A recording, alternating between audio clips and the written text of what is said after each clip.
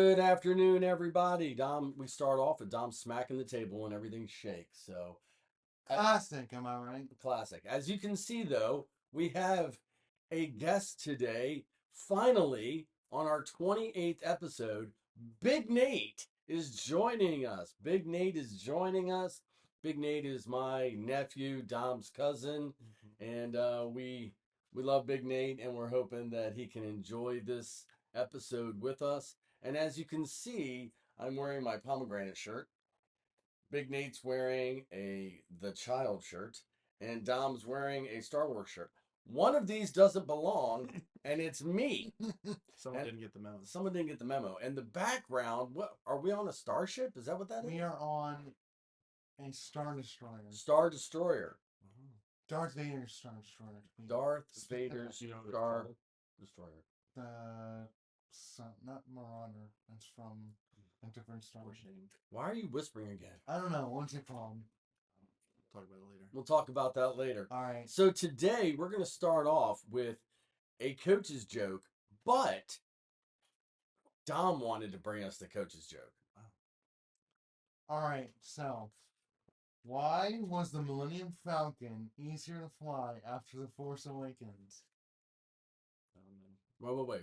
Why was the Millennium Falcon easier to fly after The Force Awakens? That was the number 7, the dumb one, right? Okay, what? It's now hands free. That got dark really fast. Hands free. That's great. That's why I have a There's a lot backup. of holes I could poke in that joke. That's why I have a backup. Okay. An Ewok strolls into a bar and says to the bartender, "I'll have a whiskey and soda."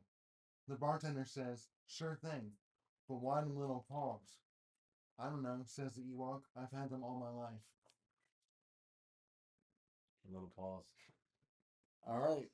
Welcome to Dom and the Coach, Star Wars Edition.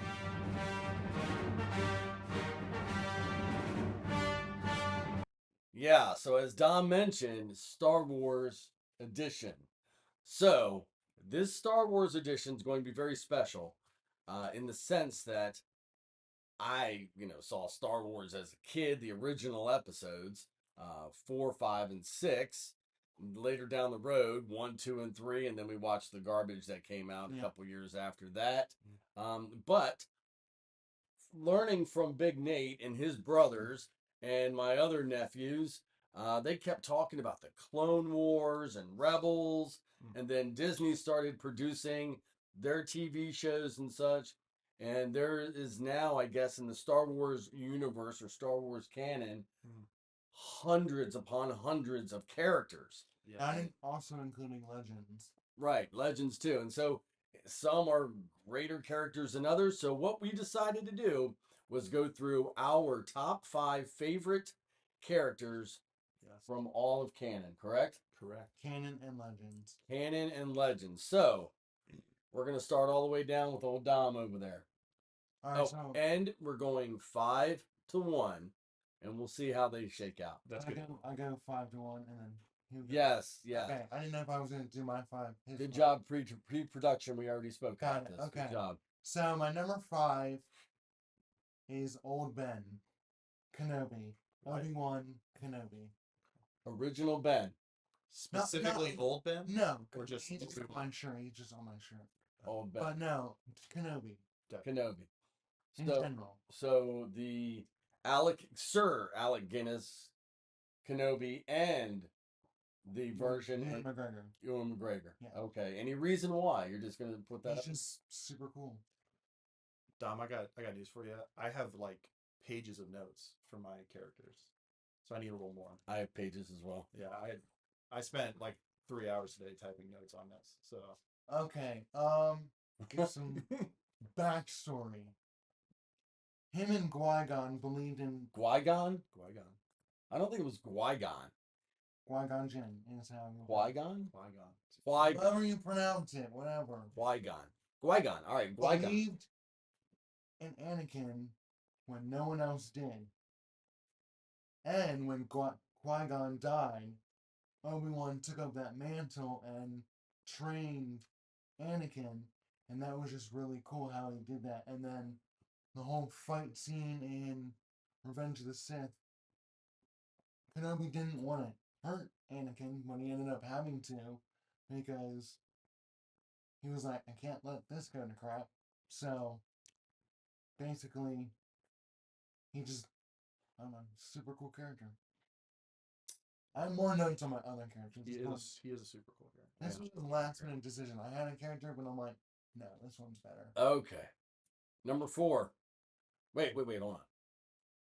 Do we want to add anything to old Ben? Well, no, Obi-Wan Kenobi in general. Kenobi in general? I mean, there's a lot to talk about there. I don't know if he's on your list. He's not on my list, actually.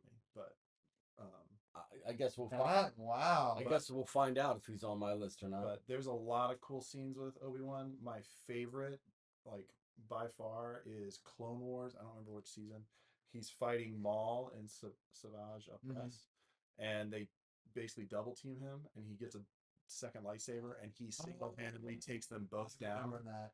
Yeah, because that he's was like such a good episode. yeah, because like he was so good with the defensive form that Mace Windu considered him the master of it, and so he like any Jedi who was able to do dual wield, phenomenal. Yeah, it was wild, and so he's a pretty cool character for sure.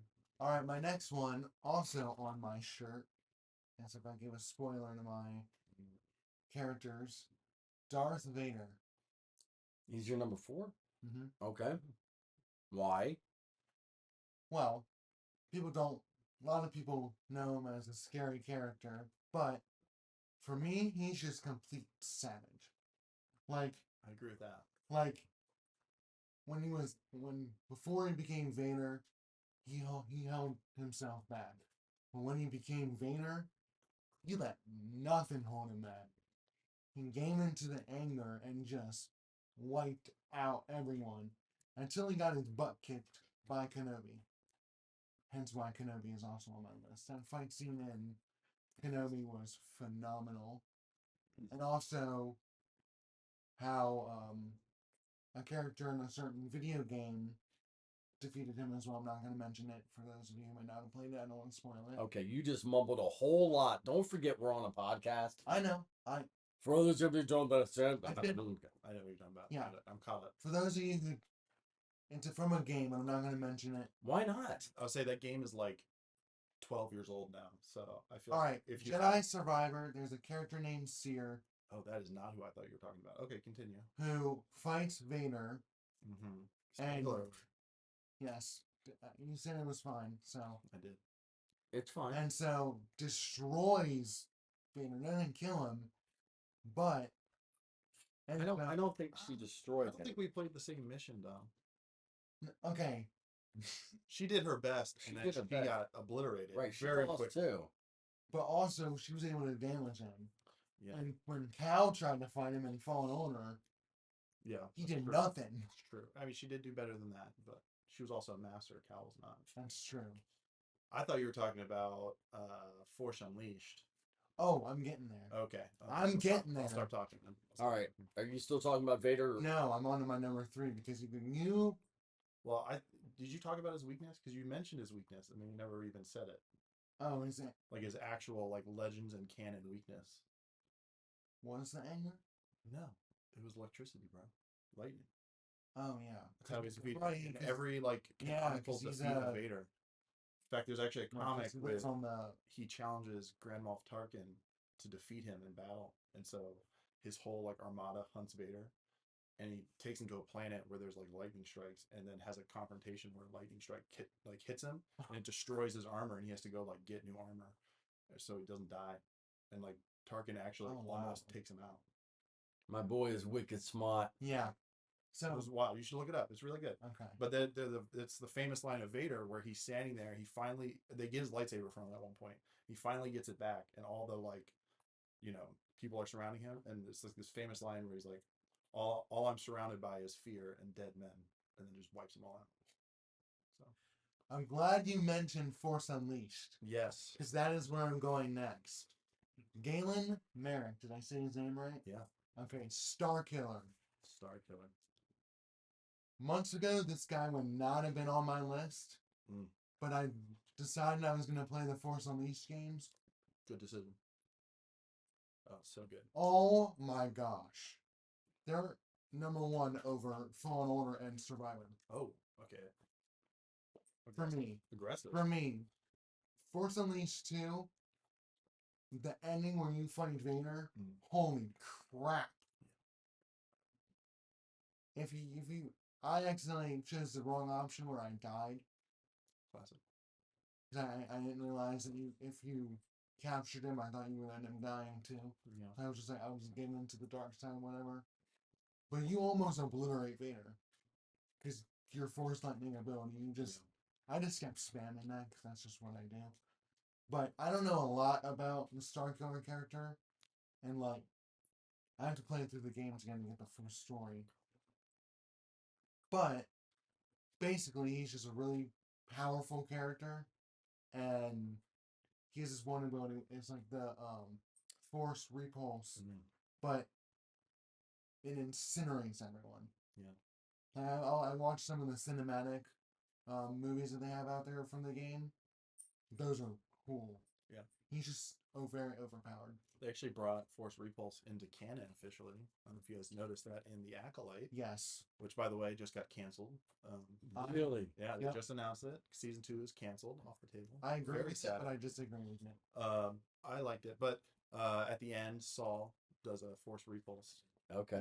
Yeah. Right. Not to the level of Starkiller, but I noticed that, and that's why when it happened, I was like, yeah, it's wild, for sure. Yeah. But yeah, Galen was a son of a Jedi actually that Vader killed. Oh, right in the beginning of. Yeah, he gets kidnapped as a child. Yep. Wow. Very typical Sith thing. Yeah. Actually, yeah, because they did that in Clone Wars. Yeah. They would gather all the Force sensitives and then bring them to Dathomir where Palpatine would train them. Or have, was it Savage Brasu, Maul's brother? I haven't seen all of Clone Wars, but I've seen a lot. No, I know what you're talking about. We're going to talk about it when we get to my list. Okay, yeah, okay. But yeah. All right, number 2. Number 2. The Mandalorian. Oh, gosh. Okay. Let me prepare myself. Hold on. Let's go. Keep going. We're on okay. a podcast. I had all Force characters. As you should. Until this point. As you should have. And this is my only non-Force character. All right. Well, just to make that clear. He's pretty cool. But I'll give him that. Mando Din Djarin, he's just a really cool bounty hunter. Yeah. And that show, like, I wasn't really into Westerns that much. That show brought Star Wars and Western, mixed it together, and now I've seen movies like Tombstone, where I think I saw it before Mando came out. Classic. And like, great. I watched it, but I wasn't that interested. But then I watched it after Mando came out, and Mandalorian, not Mando. Mandalorian, fine. They call him Mando in the show. They all do call him Mando. So I know, but we're talking about Mandalorian. Right. Okay. And Mandalorian is in show. That's true. Mandalorian's awesome in general. They're just really cool. And I like how they brought the Darksaber, which was from Rebels, and then also Ahsoka, how they brought the Rebels characters. I thought that was phenomenal. Which is why I really hope the movie that season 4 is now the movie. I don't understand all that. I hope they tie that together and scrap the prequels. I don't think that's gonna sequels. I was about to say, sir. Hold on. All right. Because Thrawn. It's not gonna happen. No mention of Thrawn in any of the sequel movies, and they just lo and behold bring him back. I don't think, as much as I would like them to scrap it, I don't think they will. They can't. I don't think they've invested too much capital into it, but I wish they did. Honestly, a lot of people do. Yeah. You got to remember, walking around Disney World and Galaxy's Edge and everything, all you have is First Order people. That's true. Galaxy's Edge is all sequel based. Yeah. So, all right, let's go to number 1. All right. I mentioned. Am I about to be disappointed? That's the real question I need to ask. No, because all right, go ahead. This is not going to surprise either of you. So I have played this video game 4 times now. Oh, I know what you're talking about. Okay, I approve. First time took me 20 hours. Second time, 18. 15, Nobody cares about how long you've been playing the game. Character. You're not the character. Cal Kestis. Yeah. All right. So just his. I haven't read the book that takes place in between the two games. I need to, because it kind of explains events leading up to Survivor and events during Survivor and why they split apart, whatever. Yeah. But those games were actually the first two Star Wars story games I ever played. And so when I played Fallen Order, because you're the one who mentioned it to me. Yeah. Because I had actually never seen any trailers, anything for it. Yeah. You just said, hey, Dom, there's this really cool video game. You should check it out. It was so good. I played Fallen Order 4 times too. Yeah. That game is just incredible. Okay, so do you like the character Cal, or do Yes. you like the game? Both. Because you're advertising the Cal, game. okay, because Cal But he makes is it the the center game. point of the game, so I'm kind of with him. All And the right. stories for both are Story is just pretty fire. amazing. And just everything about just the character in general and how he was this Jedi who lost connection to the Force, and then how you gain that back, and then what happens in the second game. Don't want to mention it. Yeah. That part of it, because that will spoil it. Yeah. But It's a little more recent, so. Yeah. But because of that, I hope it leads up to like other things, like how there's connection to Hidden Path from Kenobi. Yep. Like yep. I noticed that, and immediately I was like, "That's awesome." The Star Wars Underground Railroad. Yep. They literally need to. Well- Cameron needs to be in a movie. And I'm sure He's game for it. He's Dave Filoni and John Favreau, who are right now the brains behind. Are the Russo brothers of Star Wars. Yeah. Well, okay. Yeah. I'm I was sure there. that they're starting to connect pieces too. Yeah. And, they know what the fans want. So, Right. but well, all right, Cal Kestis. Cal Kestis. And also, he becomes very powerful by the end of the second game. His Order 66 scene is probably my Oh. favorite. Short of potentially Ahsoka's in season 7 of Clone Wars. Yes. For like I would say that, yeah. emotional trauma caused by Order 66 scene. Yep. I like Grogu's in Mandalorian. Oh, that's a good one. Too. Yeah. Right. Yeah. We have a dog who's biting chairs. So I've just accepted. okay, well, Dom, that's a pretty good list. All right, Big Nate, you're right. Big Nate. Now So- we're actually kind of interested in this one because I think he's going to kick it back even further than what I know Yeah. and such. And But he has like pages and pages of notes where I just Let me get to had those. paragraph. Yeah. So we had no crossover in our list. That's good. Just so you know. Fine. I have a feeling we'll cross over at least once, we'll see. but we'll see. All right. All right. I know Maul's on your list. Spoilers, man. Jeez. All right. I'm gonna go with number 5. Okay, I didn't type these in order, which was a mistake because I typed them out before you told me we were in order. Number 5, I'm gonna go with Ahsoka Tano. Now, I will say, for those of you who know me, I hated her at first. Like the first, like the movie Star Wars: The Clone Wars, and then like the first 2 seasons, right before the first animation style change, she was aggressively annoying. Like her younger, because they do like a Right. gap where she grows up a little bit. She is so frustrating. Very stupid, honestly. Like doesn't keep up with everybody, just very whiny, and that bugs me. Much like early Ezra Bringer. Yep.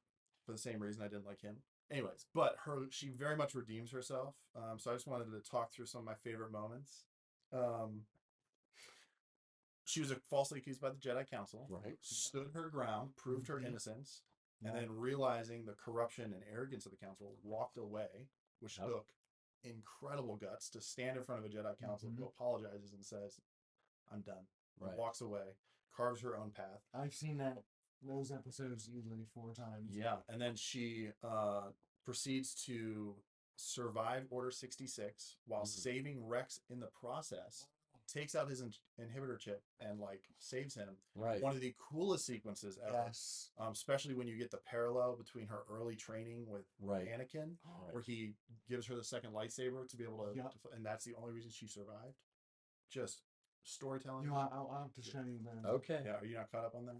No. He never saw. Now you'll love this. But I did see her rescue Ezra from Orders. Yeah. So, and then there is a book. I'm sorry. Rex. Yeah. Sorry. So then they came out with an Ahsoka Tano book, Mm. which I'm actually not confident if it's canon anymore. It was at one point, but the reason I say that is because the Tales of the Jedi kind of retconned some of the stuff that happened. It told the same story, but took a lot of details out. Mm. But in the book, she had no lightsabers. Remember, at the end of Right. season 7, she leaves her behind, and she gets hunted by 2 Inquisitors. Yes. Defeats them both without a lightsaber. Oh. Takes their lightsabers, and then if you are current on like standard canon now, red lightsabers are bleeding kyber crystals. Yes. And then turn them to white. Yeah, so she actually studied and figured out a way to heal the kyber crystals, but they don't gain a color back once they're healed, and so that's why they're purified down to white. And so when you see her in Rebels, and then also in the Ahsoka Tano show, she has white lightsabers because those are the ones she took from 2 Inquisitors after defeating them in combat, hand to hand, basically, while they had sabers. Yep.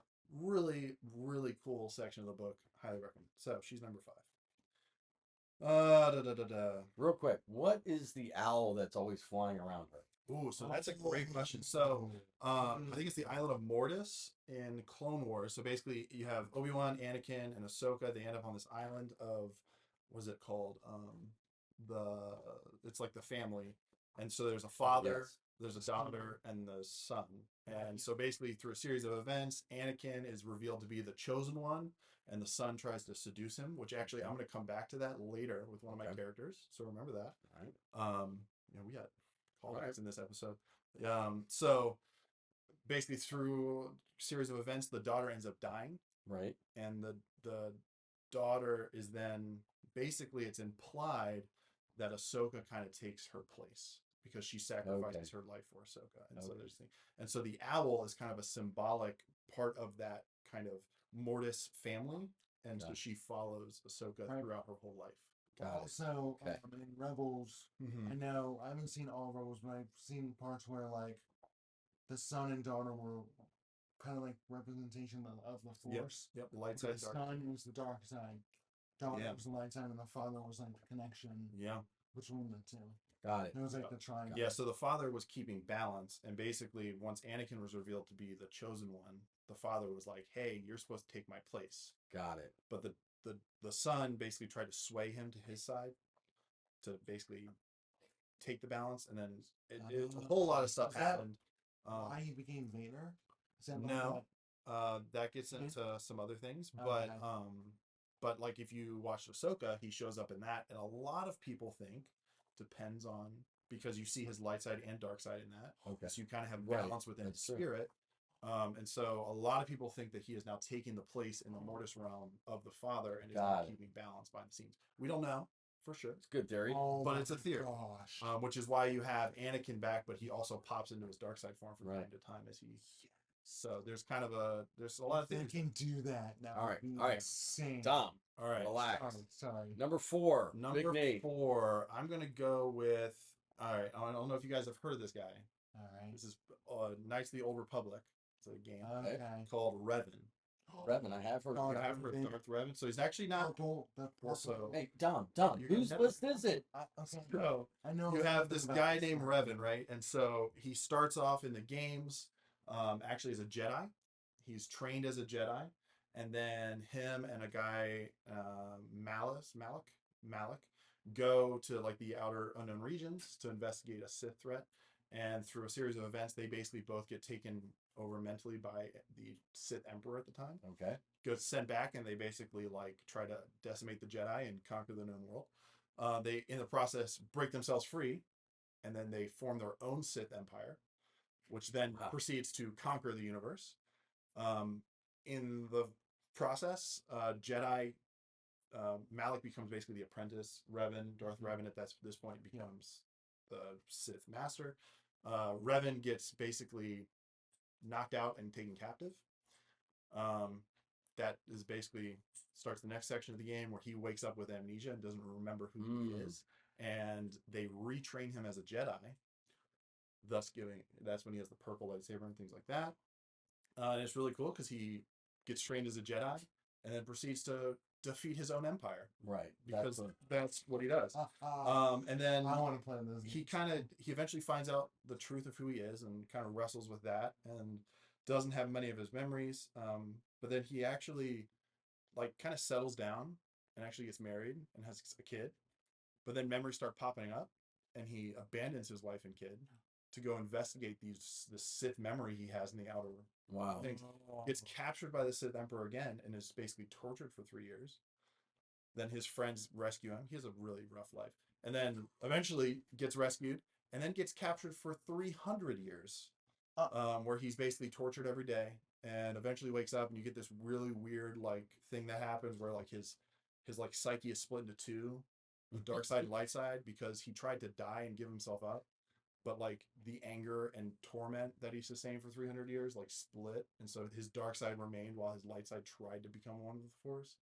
And this is all in one game? No, there's 2 games. Oh, okay. I was gonna say that's probably. And so too. Yeah, you get this weird thing where they're like fighting his dark side and light side, and like the light side version of him is fighting the. It's like this crazy thing. Dark Revan. So where this ties in with Mortis from earlier, though, is Dave Filoni actually had the idea. He wanted to tie Darth Revan into that episode, and he also, if you ever heard of Darth Bane, it's another big Sith. His idea was that Bane and Revan would be advisors to the Son as ancient Sith. Wow. And so they were going to appear and basically give him the clue that, hey, Anakin's the chosen one. If you sway him to your side, you'll win. And that was the motivation behind him basically trying to. But interestingly enough, George Lucas asked him to take it out because Star Wars canon, George Lucas, despite what the acolyte actors might say, there's very much a good and evil in Star Wars. And light side is good and pure and leads to life. It's kind of almost parallel to Christianity, but it's fine. And then you have dark side, which very much leads to greed and death. Right. And so he did want to propagate the theory that a dark side Sith, who at the end of his story, it's very questionable whether or not he's light side or dark side, had a Force ghost. Okay. And because that was a thing that was purely light side up until this point. And so he said, hey, I'd rather you not have Force ghosts that are Sith. Got it. So now there are some Legends things that flirt at the idea of Sith ghosts, but well, let me ask you a question. And you mentioned it, and I know Dom was yelling, purple lightsaber. Yeah. What exactly the purple lightsaber? Okay, was it me? Well, the first time I saw it was Mace Windu running around in episode 2, Attack of the Clones. Yeah. And then, he's fighting Anakin in Revenge of the Sith and gone out the window. Yeah. But what is the purple lightsaber signify? Because all the colors signify something. So this gets into a Legends versus canon description. The real answer here is there's actually a very famous clip from the production of episode 2 where they're letting them all choose their lightsaber hills, and he chooses him. And what's his name? I'm blanking on his name. Samuel L. Jackson is talking to George Lucas, and he goes, so what color lightsaber can I have? And he goes, well, good guys are green and blue, bad guys are red. He goes, really? No purple? He goes, I guess there can be purple. That was it. Thus, purple lightsabers entered the Star Wars universe, right? Okay. And so then you get that kind of fired that there was a possibility of other colors. And so in Legends, it very much signified one of two things: either a fallen Jedi who was redeemed. Okay. That's why Revan had it. Or basically a Jedi whose Force abilities like flirted on the line of the dark side. And so that's also why Legends Mace Windu, if you don't know, he developed I think it's the 7th or 8th fighting style, like lightsaber combat, where basically he was able to use dark side abilities because he would channel the dark side energy from his opponent and drain them. And so that's why he was able to fight Sidious in episode 3 in Legends, was because he was actually channeling the dark side energy from Sidious and using it against him. And so it made Sidious weaker throughout the fight, but made him stronger. And so it was very volatile, and you had to have a lot of control in order to use it. So purple. Now in new canon, lightsaber meanings are given a lot less weight. It's really just it lines up with your personality kind of thing. So they haven't really given, and now I still would say it still follows that trend because all that stuff about Mace Windu is still true. Right. But now Revan is not technically canon right now. Okay.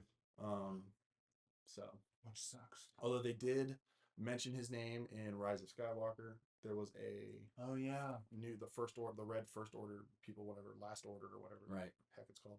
There was like a squadron that was called like the Revan Squadron. Oh yeah, so. Okay, I remember hearing that.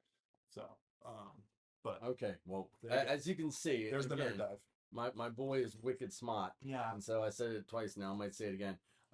But as you can tell, Big Nate and his brothers have really done a lot of research and watched a lot of things. They're nerds. Okay, they're nerds. Yeah. So number 3. All right.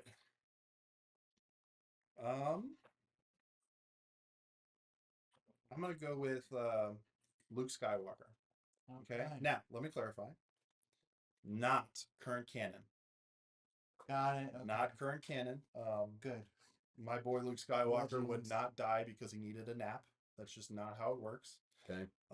He does much more wild things in Legends than that last move in Rise of Skywalker, and he was perfectly fine. So I was gonna say Legends is insane. Yeah. So Legends version, let's talk about it real quick. So obviously 1 through 6 happened. Right. 6, Battle of Yavin. After that, he basically starts the new Jedi Order. He actually gets married to a girl named Mary Jane. They have kids. One of them named is Ben. All the stuff happened. Right. And he grew the Jedi Order. Like, he basically built it from the ground up. He vastly, despite what a lot of people think, surpassed Anakin's abilities. Like, not even close. Now, where I think he really shined, and this might touch on the edge of things you guys know, the Yuzang Vong War. Have you guys ever heard of that? Never heard that. Okay, so in Legends far in the future, and this is actually, it goes into a theory of why they were building the Death Stars. It wasn't to supplant the galaxy. It was actually to prepare, because Yuzang Vong was a species that came from outside the galaxy of Star Wars. It was a separate galaxy, and they started to invade, and they were scouting things happening during the Battle of Naboo, that time period. And the Emperor knew of it, and there were some skirmishes. And that the theory is that they were building the Death Stars in order to have a weapon to fight them. Now, okay, you now have the New Republic post Battle of Yavin, very weak, not very established. The Yuzang Vong finally invade. Now, crazy thing about this species: one, they have a lot of wacky practices. Like, if they find a species they like, they'll actually like cut the arm off and graft it into their body, and so it's really wild. Okay, but they are immune to the Force. And so Jedi were unable to sense their presence because midichlorians had no effect on them. And so this means that they could not be directly affected by the Force. Now, Jedi did come up with ways to do it, like manipulating the air around them or throwing things at them, but they were like immune to Force lightning and things like that. And so you could see how the new Jedi Order, who's very unestablished and very weak, would have problems with this. That being said, Anakin completely wrecked, Luke completely wrecked them. Held his own after. Of course he did. He ended up defeating their leader, which name I looked it up. I had to look it up. Jaman. It's a weird spell. Jaman. Jamanane. Jaman. And then his nephew, son of Luke, or Han and Leia, who was Jace. Okay. Not Jace Solo. Yeah. No, they it was actually Ben Skywalker. Right. They totally destroyed. Yeah. So Jace, who was a Jedi at the time, he later turns a Sith, but Jace defeated kind of like the Overlord while Anakin invaded like their capital ship and took Luke. I'm sorry, I keep saying Anakin. His dad, you know. Yeah, it's fine. And then actually, right after the Battle of Yavin and kind of the fallout after that, this gets into some deep nerd stuff, but there was a Force Nexus, they called it, under the Jedi Temple, where the Emperor actually made his palace. And he went there and found a bunch of clones of Palpatine, if that sounds familiar. Yeah.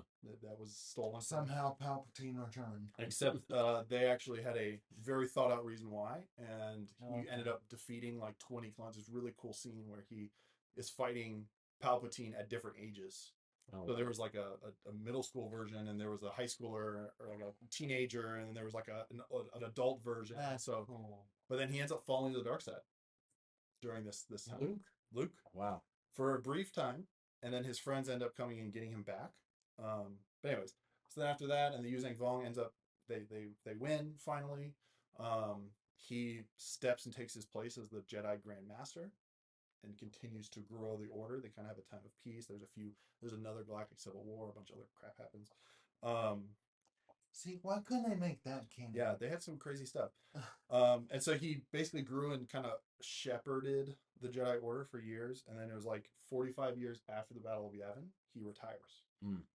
Because he basically realized, okay, I'm old, first of all, and the Jedi Order is established and healthy, and I can step and rest, and then he dies peacefully, becoming one with the Force. Okay. Not because he was tired and needed a nap. And wanting to project himself to defeat his estranged nephew. All right, so let me ask you this. Yeah. We saw Luke. It's gonna be a long episode. I know. Luke or a digital in Mandalorian, the end of season 2, correct?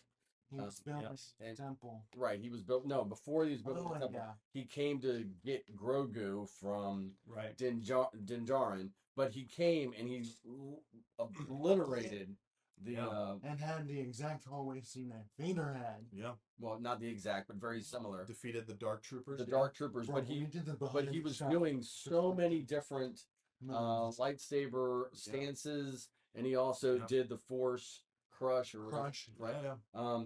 Was that more lined up with your Luke? I would say so. Yeah. That definitely lined up with an early Legends Luke. Okay. He definitely grew his abilities and was able to do much more wild things later. But we need to make a Legends Luke game. All right. Yeah, he pops up in a lot of Legends games actually. Well, I appreciate that, Luke. We should watch that. Oh, I have. I knew that. I actually have Jedi Academy. All right, let's move on to number 2. Number 2. By the way, I'm just going to put it out there. My list is in depth, but not nearly as in depth as this. Sorry. Well, if you look at my notes, it's just like random words that spark my memory. That's okay. Man, I really have been debating all day over 1 and 2, who's in front, and so I'm actually going to say that they're tied. Okay. And it's a light side and a dark side character, so it works out. So in no particular order for these last 2, I'm going to say Plo Koon. I don't know who Plo Koon is. If you saw a picture, you was flying in I'll show you a picture. Revenge of the Sith. He was getting chased by the clones and then crashed. Oh yeah. Got it. This guy. Yes. Yeah. Okay. Jedi. I don't know. So he was on Jedi Council. Officially in canon, they don't have not officially listed his name, but in Legends, he was well over 300 years old. Wow. So yeah. But he was widely regarded as one of the most level-headed and calm and collected and very wise Jedi on the Jedi Council. He was also the Jedi who found Ahsoka as a child. I knew that. You can see that they actually show that in Tales of the Jedi. Although that was established long before. What's really cool is, there's like this language in Star Wars. If you read in Clone Wars, they have a gunship from his armada or army or whatever, his legion or whatever. Yeah, his legion that he leads as a general. And on his gunship, it shows a picture of his head, and it has like words underneath, and it says like "Plo's boys." and what's funny is if you just kind of look into it, you can see this in the early Malevolence episodes of season 1. He has a deep connection with his clone troopers, and there's this great scene where he like saves their lives, and he's like, "Why are you saving us? Like we're just clones." And he's like, "Not to me, you're not." And like he saves their lives because he valued all life extremely, very highly. And so when he got betrayed, that was so and so his it was really hard to get the jump on him because he was actually.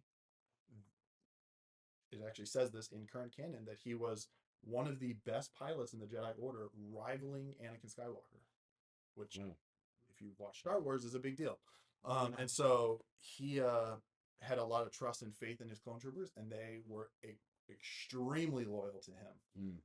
And so that makes the betrayal scene in episode 3 all the more sad because he's flying with his boys and trusting them to have his thing, and they shoot him down, and it's very, very sad. Right. That would be also notably in that episode, he's flying an old style Jedi Starfighter from episode 2, but there's not really a great reason given why, but he was. But one of my favorite fun facts, which I actually did not learn this until I was researching him last night, because you learn something every day. Yeah. He was actually known for having a deep love of science and physics.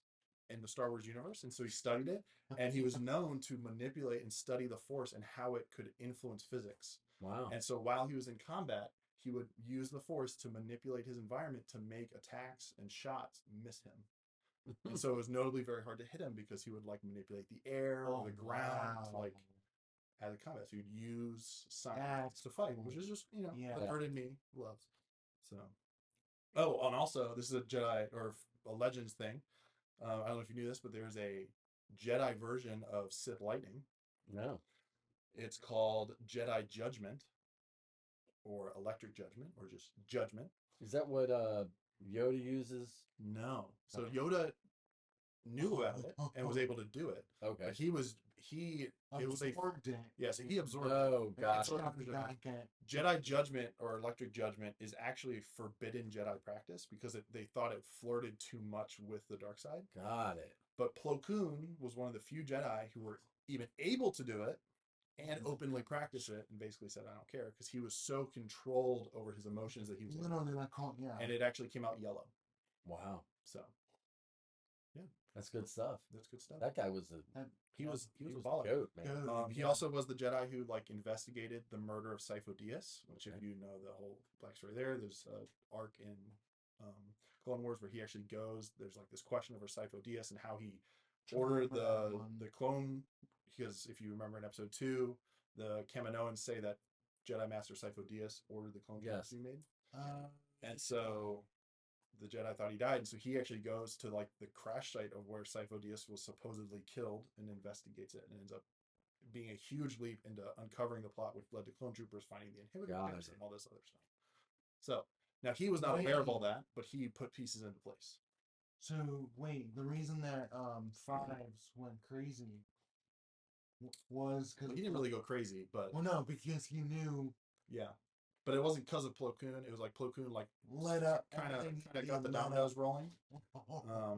But unfortunately, insane. Now, end of Clone Wars, you see Ahsoka leave the Order. Yeah, and there's Plo Koon was very much not with the Jedi Order on that, but it was definitely a failing of his that he did not speak up. And you can actually see if you pay attention and you like slow down the footage. Because animation, everything's intentional, right? So when Ahsoka says she's not coming back, everyone focuses on Obi-Wan and Anakin, right? But you see Plo Koon in the background get very sad. His face is very bright, like, "Oh yes, we forgive you," and everything. And it's like because they had a deep connection because he found her, right? And, like helped protect her and raise her as a youngling, and he was deeply hurt. Wow. Plo Koon, and he matches up with your other number one, Darth Maul. Yeah. So. Darth Maul's been a favorite of mine for a long time, even though he's dark side, very much evil. Because I just think he's a great character, very sad character. Yeah. So if you know anything about it, he was basically taken, borderline kidnapped through some trickery on Palpatine's part. Yeah. From Dathomir. He was the child of Mother Tenzin. Yep. He had 2 brothers actually. One was Savage Opress, and the other one was something I can't remember the name. I don't know. Was she a Night Sister?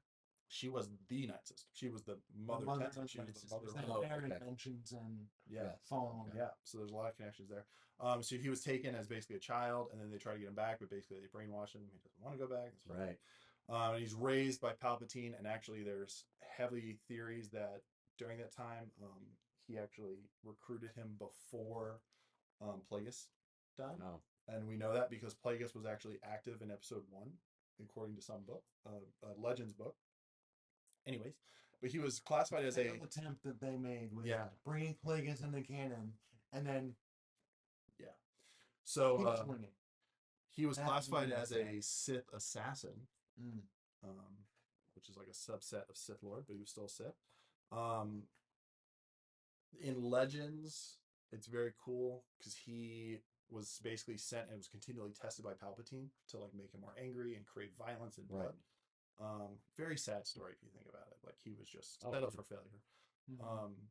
Very nature versus nurture thing. Like he was just, and so he was sent out to kill Jedi, and he basically went out to face this master very arrogantly, thought he would just wipe him out because up until this point he hadn't fought a Jedi, and he just arrogantly was like, "I got this," like, and gets his butt handed to him like epically.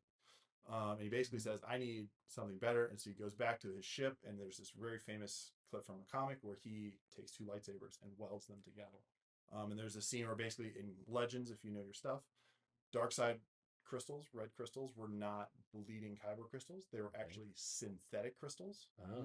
They were crafted, and the whole idea there was lightsabers actually had more than one crystal in them. They had like power crystals. Fortunately, use that concept. And the dark side energy and stuff that went into a red lightsaber, a natural crystal could not hold up to the power, and so they crafted synthetic crystals that could handle it, which is why red lightsabers. So anyways, he made like 7 crystals, something I can't remember the number, for the double-sided one to handle the power, and then he didn't use it. He fought the master with one blade, and then all of a sudden ignited the second one and killed him. Wow. So there you go. Now in canon, he ends up finding that out because Palpatine takes him to Malachor, which is the original Sith homeworld, and he shows him through a Force vision like a battle, and he finds out about him there and makes it up. But my boy gets cut in half and is so angry at Obi-Wan about it that he survives through the Force for years on a trash planet. Yeah. And you get this really weird sequence where he's like half spider. And you know, that was so weird. You saw that in Solo, I believe it was, right? No, that was Clone Wars. No, Clone Wars. Okay. That was Clone Wars. He's I think what, season 4? Yeah. Oh, that's right. Solo, he had the it's like metal 4th or 6th. Yeah, really like malnourished and just raving lunatic kind of thing. The whole idea was he's just lost his mind, and he's drawn all these parts to him, and he's basically animalistic.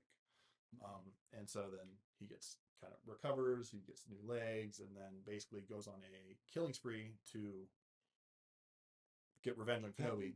Right. Also wanted to get the attention of Palpatine. Yeah. And also, which does not play out well for him. Yeah. No. His brother dies because of it. But yeah, that sequence was sad. He conquers Mandalore. Yep. In single combat against their ruler, claiming the Darksaber in the process, and then That's the first time I ever actually heard about the Darksaber. Yeah. And so I thought that was really cool. Black lightsaber. I was like, and then you get Death Watch, right, which is a really splinter faction of Mandalorians. They end up basically worshiping Maul, right? Which really ties into the Mandalorian because you see the founder or the forger or whatever. No. Her helmet has horns, which if you watch Clone Wars, all of his followers had horned helmets. That look like that, right? But so wasn't his clan also Death Watch? Vizsla? No, Mando. Yeah, so they're called the Children of the Watch. Yeah, okay. And so they were like a splinter fashion off of it. Got it. Okay. I knew I had a feeling, but which is kind of weird. It's kind of weird because it's interesting to bring that up though, because Death Watch was very like pure Mandalorian blood and all this crazy stuff, and then you have Children of the Watch who's like anybody can be a Mandalorian. So it's they kind of broke off and changed the rules. When they kept the whole thing of where like when Mando removed his helmet, he had to go. Right, and so which was very much kind of along with their mentality. So anyways, he conquers that. Eventually gets defeated by Ahsoka Tano in one of the coolest sequences of lightsaber combat ever, where they actually did motion capture for Clone Wars, which was just gorgeous. And then he ends up basically founding his own criminal empire, which you see in Solo. Yeah. Which basically takes over all the criminal empires. I think Crimson Dawn. Crimson Dawn. Yeah. Crimson coming from the fact that he is red. Oh my gosh. Did you just not realize that? No. When does Outlaws take place? Do you know? I know it's during that time. So we might get a Maul cameo. Maybe. We might get. I doubt it. Okay. Tom. And that game shows up in 2 weeks. Yeah. Okay. They want $100 for it, but I paid 60. Hey, we're not talking about money. Okay. Come on. Yeah. The only other thing I want to say about Darth Maul. All right. So last thing. We have Darth Maul, right? So there's different. If you look at Legends, like there's different fighting styles and kind of force usage with different classes of Jedi. So you have Jedi Guardians who focus on lightsaber combat with a kind of force usage, but it's more combat directed. You have people like Force Consulars who are less lightsaber focused, but much more living force focused. Got it. Which is where you get things like force healing, and there's all these crazy things. And then you have people like All Force, which is Sidious in his later years, who basically thought he was above lightsabers, which is why he didn't use a lightsaber. Then you have people like Darth Maul, where he was very aggressively lightsaber focused, so much so that all of his force ability actually was focused on strengthening his own body. And so this is why, like when you see his combat, he very rarely uses the Force like as an attack. Like sometimes he'll do a Force push or like he'll throw something, right? But like in the sequence in episode 1, he only throws like one thing to open a door and then like Force pushes like once.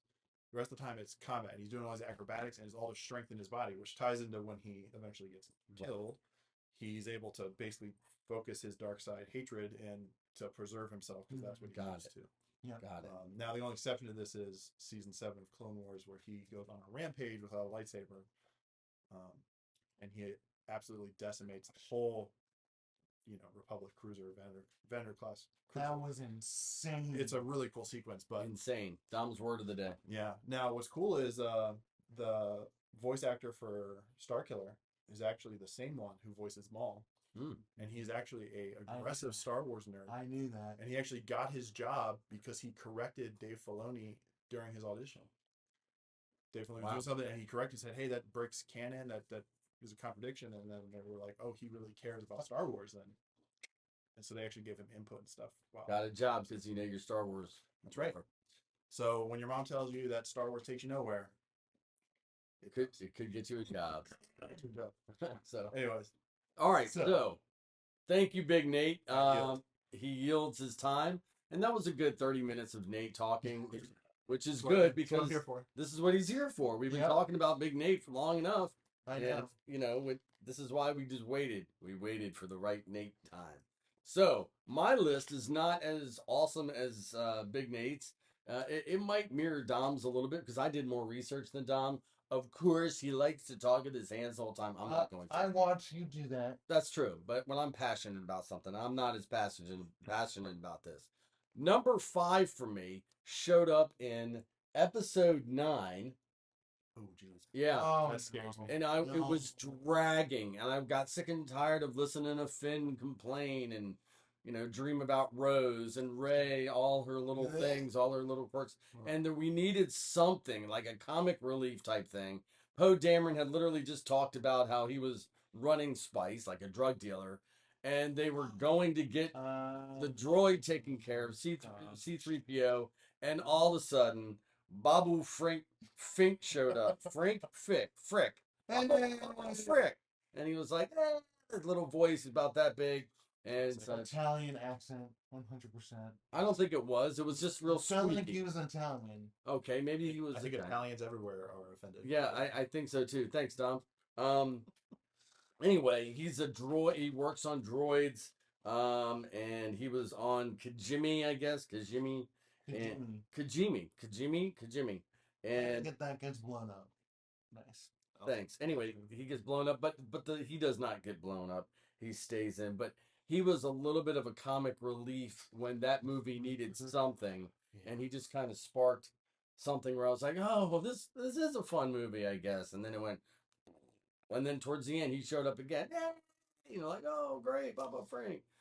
So it was just funny, his one-liners and such. So he was the one match light in a very dark room.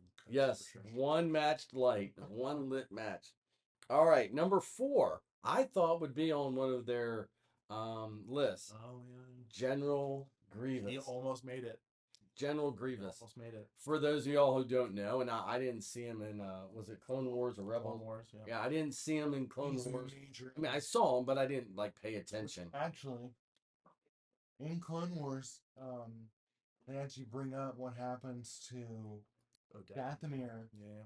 And remember when Marin mentioned a creature carrying this, and then has a lightsaber. Right. Yeah. I love how they brought that connection. So let me explain a little bit of my research. Thanks, Dom, for interrupting me. I think he would have done the same thing.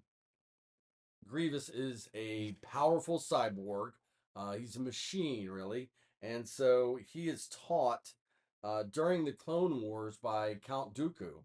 And that is like he was his protege. He was not like a Padawan or anything like that. He was just taught how to wield a lightsaber. Or four. Thank you, Dom. But it started off as 1, and then he was able to match it with the other arm, and then he has this other arm that came out of his butt or something.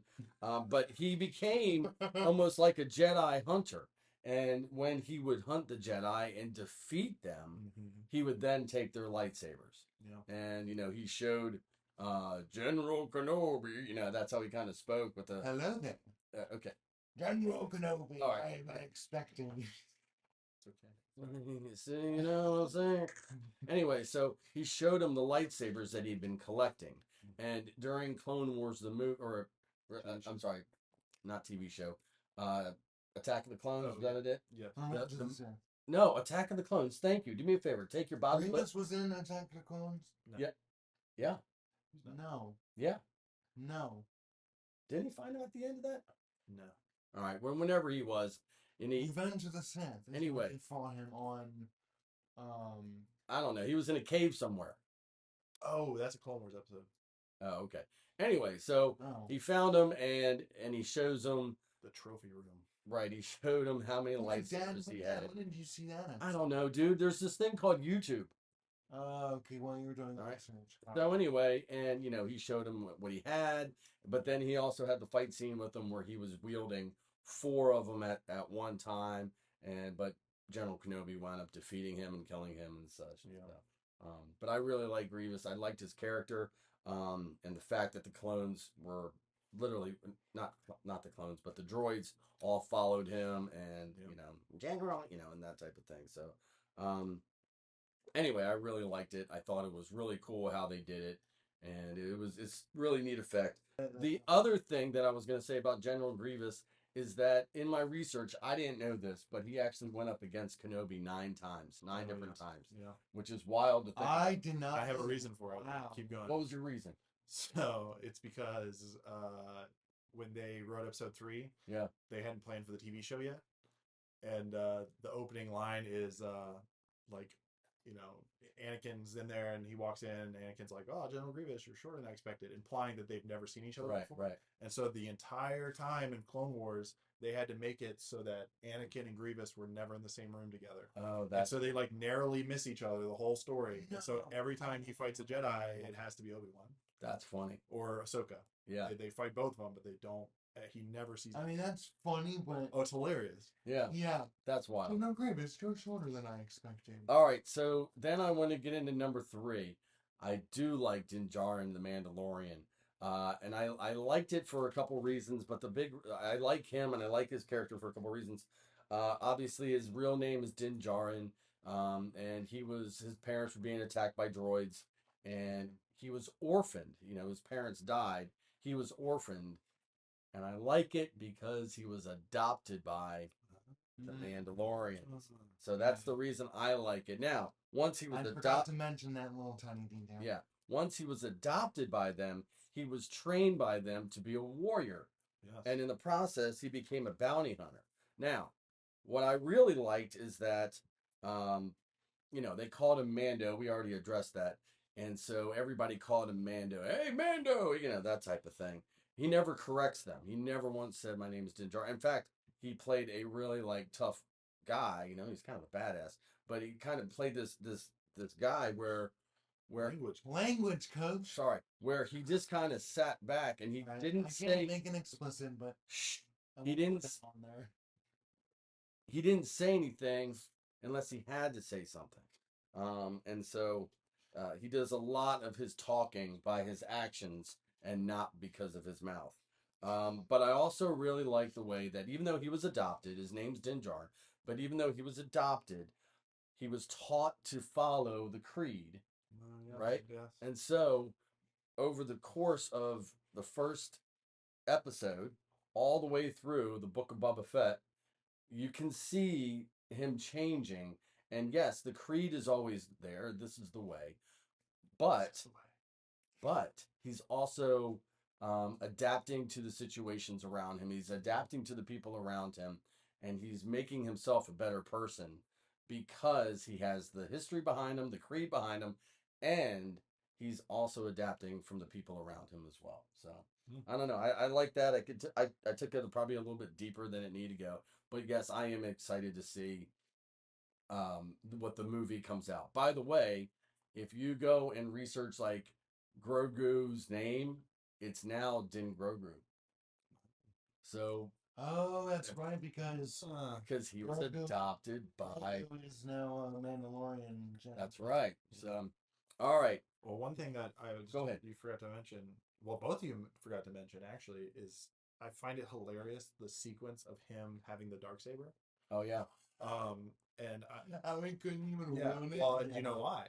Because isn't it like you have to like train yourself to use it or something? Yeah, so I if you just watch, understand that whole. yeah, if you watch Star Wars Rebels, okay, there's a sequence where Sabine, Right. who is a Mandalorian, who's part of the crew, she ends up She's getting the in Darksaber. Ahsoka. Yeah, she's in Ahsoka, and she gets the Darksaber for a while, and she ends up training with Ezra under what's his name, Kanan Jarrus. Kanan. I'm surprised he And wasn't on your list.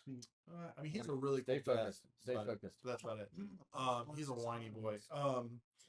But they end up fighting and sparring, and she's like heaving it like it weighs 1,000 pounds, and it's actually a special quality of the Darksaber where it fights against you until you use it, and as you use it, it bonds with you, and eventually makes you stronger once you have the willpower to use it. Got it. But if you're not, that's why. Yeah. So when she first uses it, it's like really hard until she finally gains the confidence and stuff, and so he same way. Same way. Right. He didn't know how to use it. And then when Bo-Katan got it back, yeah, I found that funny because she lost it to Maul. Mm-hmm. So hadn't used it for but she's 20-some years. Yeah. Picked it up, boom, boom, boom. It's like, but it's all about willpower and stuff. Right. So you see, like Maul, like gets it and instantly can use it, like no problem. But it's because he's a force of sheer will. He was using, and he was probably using the Force to. Yeah. All right. So help him. Thank you, guys. Number 2 and number 1 have already been mentioned. Number 2 is Darth Maul. For me, it was a solid transition on our part. Yeah, it was. And so Darth Maul. I actually looked it up because I always told them, I'm like, such an awesome character. Why wasn't he on the screen more? Because he was like the ultimate villain, and we got to sit there and listen to Jar Jar Binks for the whole friggin' movie. I have my own theories on Jar Jar Binks. No, we're not going there. The new show coming out? We're not going there. We're not going there. Jar Jar lives. Okay, anyway, Jar Jar. So we listen to Jar Jar Binks this whole time. We do the stupid pod racing. We're on Tatooine way too long. We only see Darth Maul on Tatooine. Maybe. Yippee. The whole time that he is on screen. Darth Maul in that movie. Are you done? Yeah. That movie's almost 3 hours long. 6 minutes, 18 seconds of Darth Maul. It was a good 6 minutes and 18 seconds. It was an incredible. Great. And Duel of the Fates. Oh. Amazing. When he's sitting there and all of a sudden he's holding the lightsaber out, all of a sudden the other one comes out the other side, we all scream. Everyone's like, oh my gosh. I'm sorry, excuse me.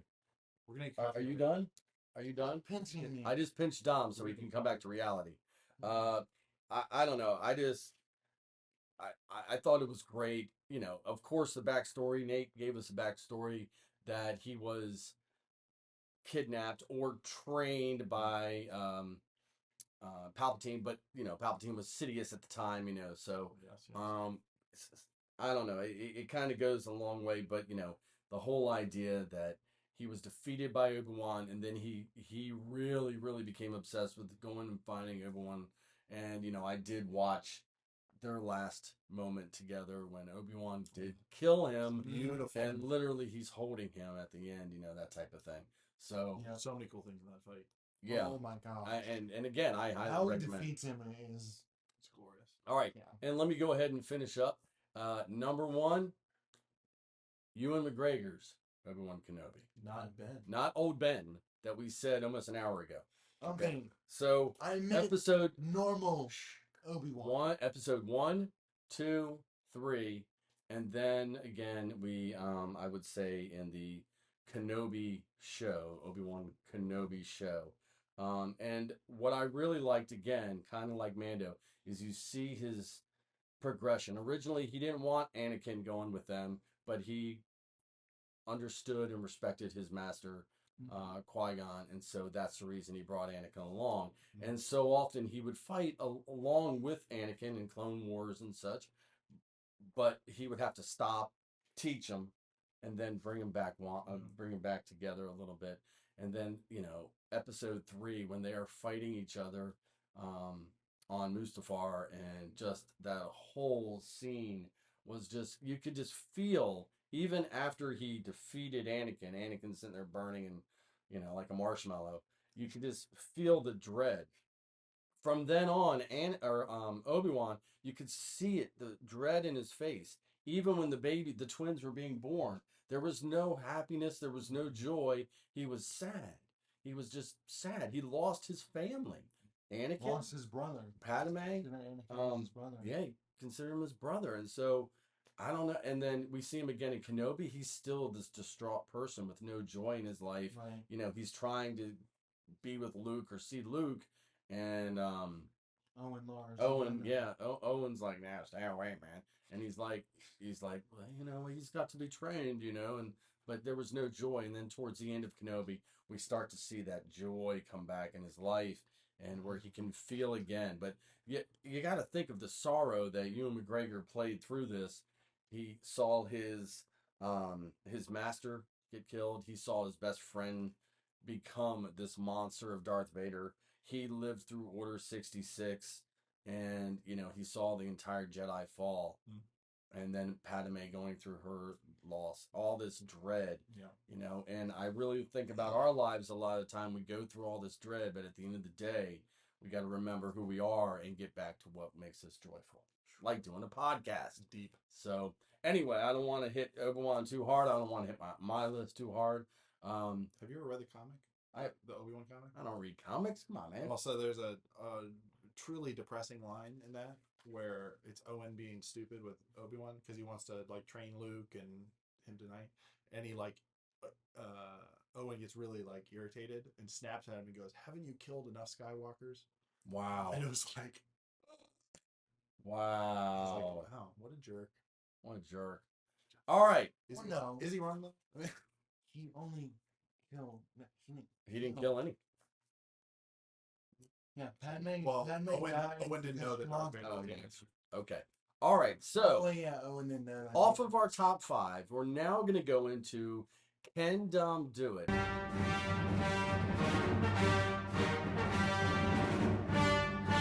Okay, switching over into Can Dom Do It. Now, it's a special Can Dom Do It. I have prepared some questions for Dom, and if he cannot answer them, then it goes to Big Nate. And hopefully Big Nate can answer them because, he says he can answer any Star Wars question at any time. I have never once claimed it. He has claimed this. Okay, how many questions do I have? 1, 2, 3, 4, 5, 6, 7, 8. 8 questions for Dom. Can Dom do it? Dom. Oh boy.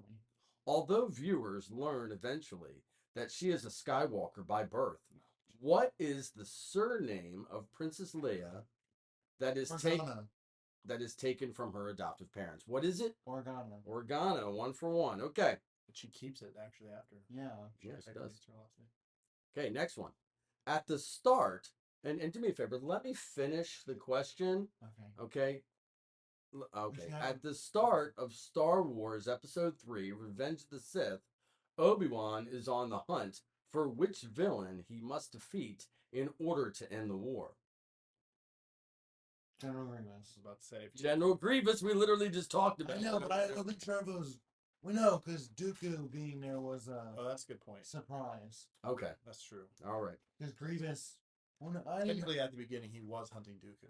Right. So, but that's why I hesitated for him. But to end the war was General Grievous. Yeah. He was in charge of the end of the war is near. Okay. What is the name that applies to the giant creature from Dathomir that Jabba the Hutt keeps in a cave to eat people he doesn't like in Return of the Jedi? Rancor. There you go. Rancor. Not Rancor. Rancor. Saying the same thing. I heard no difference. Thank you. Okay. In the whole 9 movies of the Skywalker saga, which character has the most combined screen time? R2-D2. That is incorrect.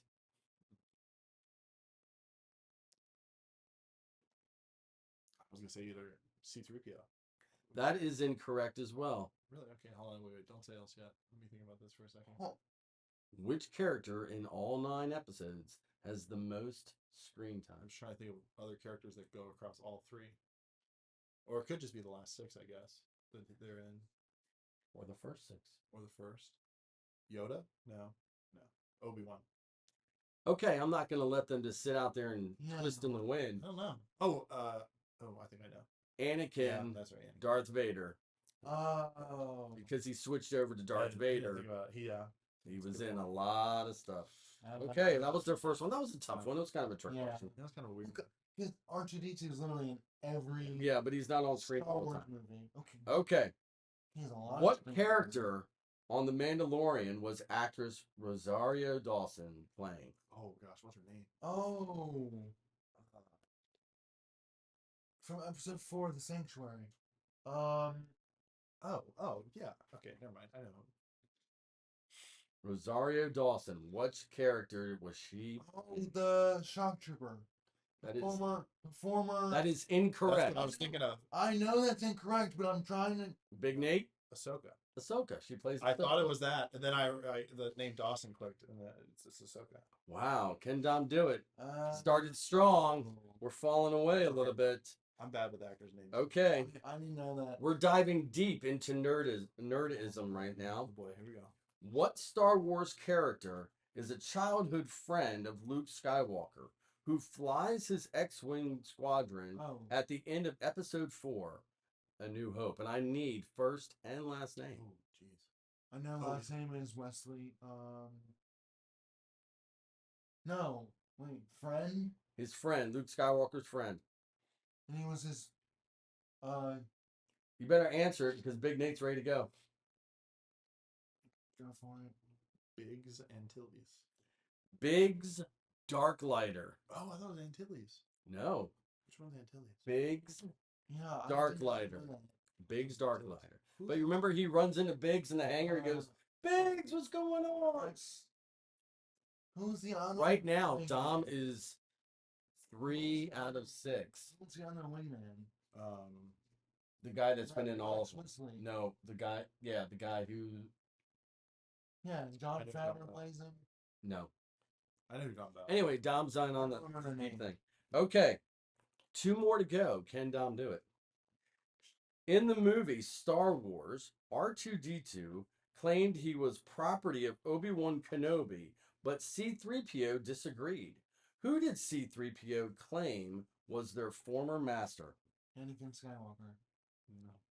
Incorrect. His memory was what? Do you remember? I know he said that he was a programmer for binary load lifters. I just can't remember who he said that he was. Who was the last name you gave me for the last question? Antilles. Captain Antilles. That's where it came from. Captain Antilles. I knew it came from somewhere. Captain Antilles. Okay. This is the last question, Dom. If you get this incorrect, can you do it? No. Okay. If I get it right, I can't. It's like you get Yeah, through you a can. whole game You for do like next one wins. 50%, man. That's not bad. In the infamous 1978 Star Wars Holiday Special, Han Solo joins Chewbacca on the Wookiee home planet of Kashyyyk to celebrate what holiday? Kwanzaa. Kwanzaa? Gosh, man, come on. Christmas? No, do you know? It's like the Festival of Life or something. Life Day. I was close. I was really close. Life Day. I'm gonna give myself credit for that one. So, that was 80. When it comes to true Skywalker trilogy, or not trilogy, but the 9 episodes, can Dom do it? No. He doesn't know the trivia. Oof. But that's okay, because my man is... That last question, I had no idea. He stumped us on like 3 of them. 3 or 4, yeah. But you know what? That's the whole idea of can you do it? We actually both got 50-50. You did not. You did not. Oh, but together... 60-40, whatever. Not even close. Anyway, math is not our strong suit. Star Wars is our strong suit. Nate, we'd like to thank you for joining Dom and the coach today. Dom, thank you also. Hey, if you stuck with us all the way through, make sure you like, subscribe, hit the like button, subscribe. comment on what we got wrong. What characters should we have listed? Which was your favorites? And you know what? Share this. Send it to your friends. Send it to your Star Wars nerd in your family, because we know every family has one or two or a whole bunch others. Reach out to your people. 5 in this family. You can name a lot in this family. Look, at least 5. We appreciate you all joining us. Thank you. Yeah. We love you all. And that's episode 28. Much love.